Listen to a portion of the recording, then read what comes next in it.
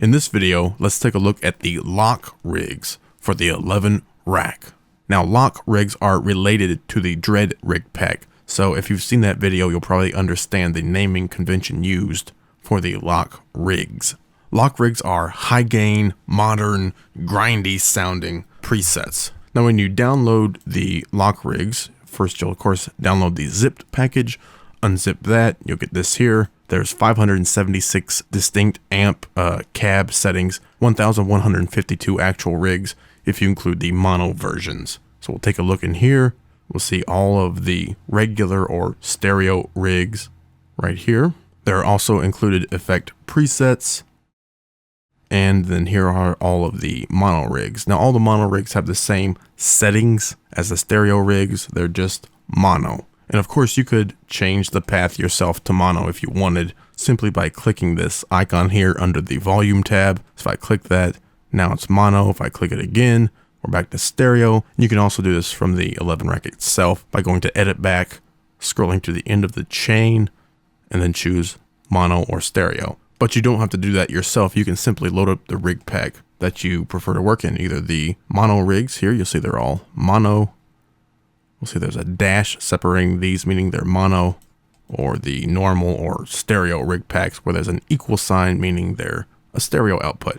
Take a look at how these things are named. So first we have lock, that's the rig pack. Then we have the amp, in this case it's M2. Then we have the equal sign in this case, meaning it's a stereo output. You'll see it looks like equal signs between each of our effects. That means there's two signals running out here after the effects loop. We have the cab, so the B30, then the mic, that's the 57. In will mean on axis. If you see an F, which every single rig will have an in and an F, F would mean off axis. And all of that's covered here in the README.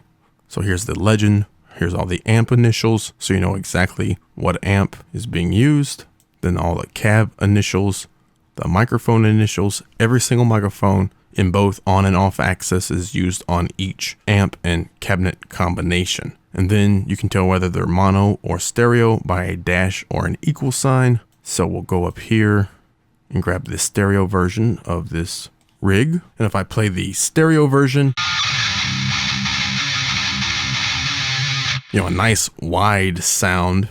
And then if I come down to the same exact rig settings, except now it's going to be mono, as we can see, because there's a dash, and I play, and this is through a stereo track in this case. So not near as wide. And then let me play that through a mono track.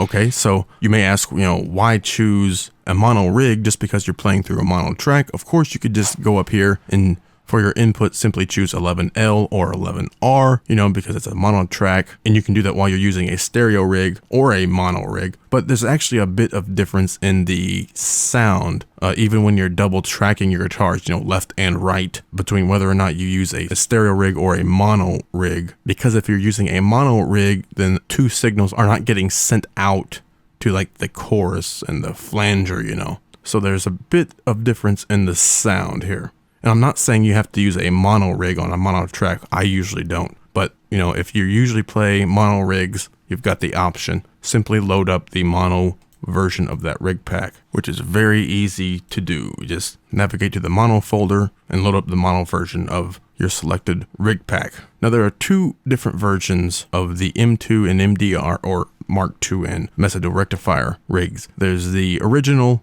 and the extra crispy. That simply means more gain, you know, more treble. So the settings you're looking at now are the extra crispy settings. So if I play that, and we've already heard this. And now if I switch over to the original settings, you know, quote unquote, which are right here. Now watch how the settings change, like the volume, the drive, the treble. See that? Much less on those parameters. So I can play that.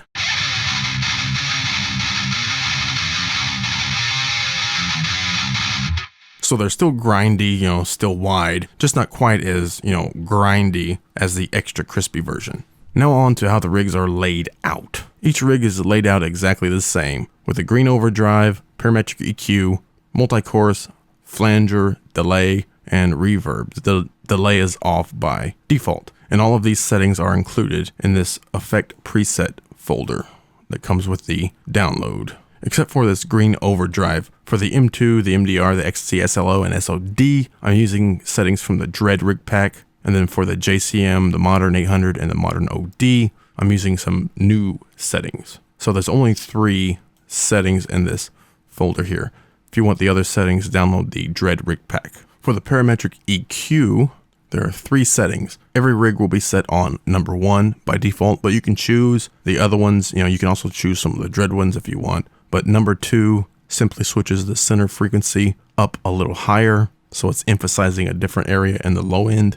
And then number 3 switches the frequency even lower and ups the default Q setting. Now I've covered using the high pass and raising the Q settings to change the bass in the Dread Rig video, but I'll touch on it real quickly here. When we think of a high pass, we're usually thinking of something that operates like a high pass here on our EQ. So I'll turn that on, turn it up to a 12 dB, roll it up to around 70 or so.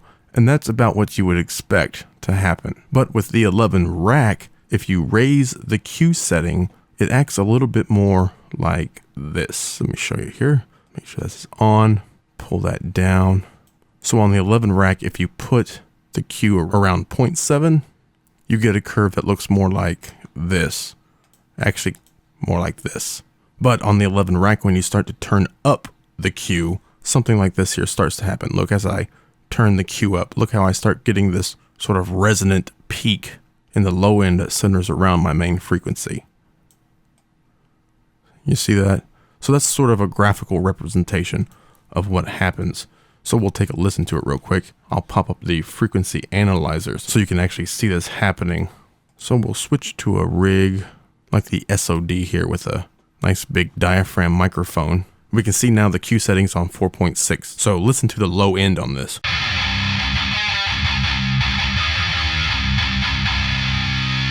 All right.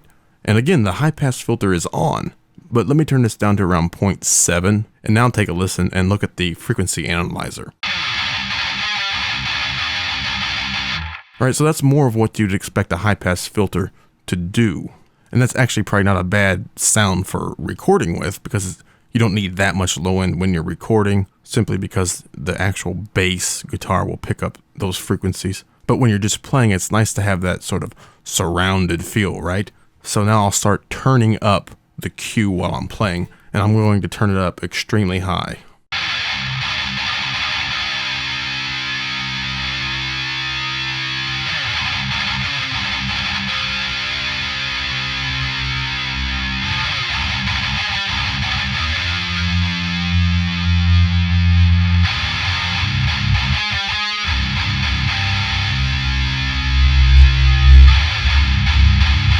Okay, so you can actually hear and see what's happening as we adjust that Q.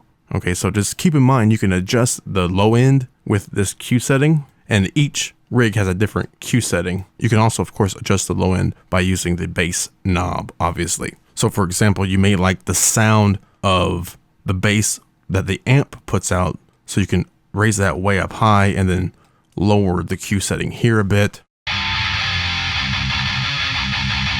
Right? Or maybe you don't like the way the tone is affected by the bass knob on your amp, so you can turn that down a bit and dial in more with your Q setting. Okay, so hopefully you get the idea and just kind of experiment around with it. And one more thing I'll mention, when you're recording, you don't need that much bass that's in these presets. So you could dial that down before, or you could even dial down some of the high end. So if some of these rigs are too fizzy for you, you can just dial that down.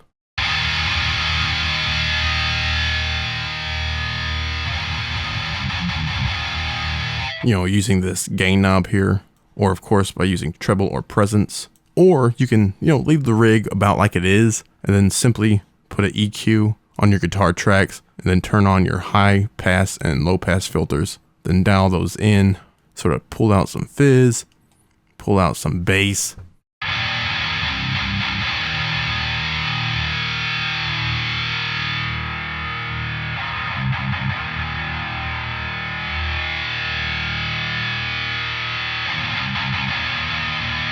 Okay, so you could do that as well. That's just another tip.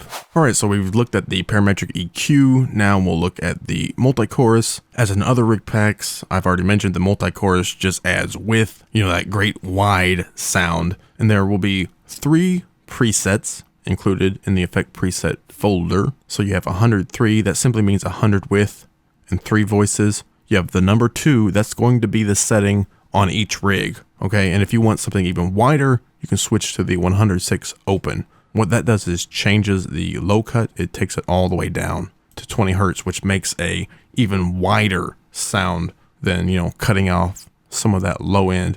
I cut off some of the low end just to make it a little more focused so it doesn't get too wishy-washy. But if you like that, you can just boom, pop that on and pop it back to the other one. Tighten it up a little bit more with the 103, and then you can tighten that up more manually with the width knob or the mix knob. You can also use the presets from the Dread rig pack or the Fury rig pack, and some of those will be tighter as well. Like this one here, 75 width and 3 voices. So download those rig packs as well to have all of these settings. Moving on, we have the flanger. There will be 3 flanger settings. All the rigs will use setting number 1. Okay, but there are 2 other settings for you to mess around with. Then we have the delay. All of these delay settings here are included, and these are meant to, really take the width to new heights, and used in conjunction with some of these reverb presets here. You can really have that all-encompassing guitar sound. May not be great for recording and double tracking, but it sounds pretty good while you're just playing. So any of these that have an X, that means, extra wide. And to import those, you can just come to each of the effects, click that down arrow right here and choose import, and then choose the correct setting file. Or as shown in the Standalone 11 Rack Editor video, you can actually just grab these and pull them right into the effects folder. So be sure to watch that video if you need to know how to import effect settings. So I believe that covers everything. All 1,152 rigs. All of the lock rigs and effect presets, those are free. So that's it. So go ahead and download the lock rig pack, all 1,152 rigs, load them up on your system. And after you try them all out, you can leave me a comment, tell me if they work for you or if they suck or whatever you want to do. And again, keep in mind some of the tips I mentioned about lowering or raising the low end, lowering or even raising the high end, and of course using the EQ to help dial out some more fizz later on with your high pass and low pass. You may want to, turn off the green distortion on each rig. That's fine. If it sounds better on your system with the distortion off, go ahead and leave it off. I just included it and have it on by default because it gives, a more grindy sound when you're palm muting. And of course, feel free to, tweak all the other rig settings as well. The presence, bass, mids, treble, chorus, flanger, parametric EQ, everything. Just tweak it so it sounds good on your system.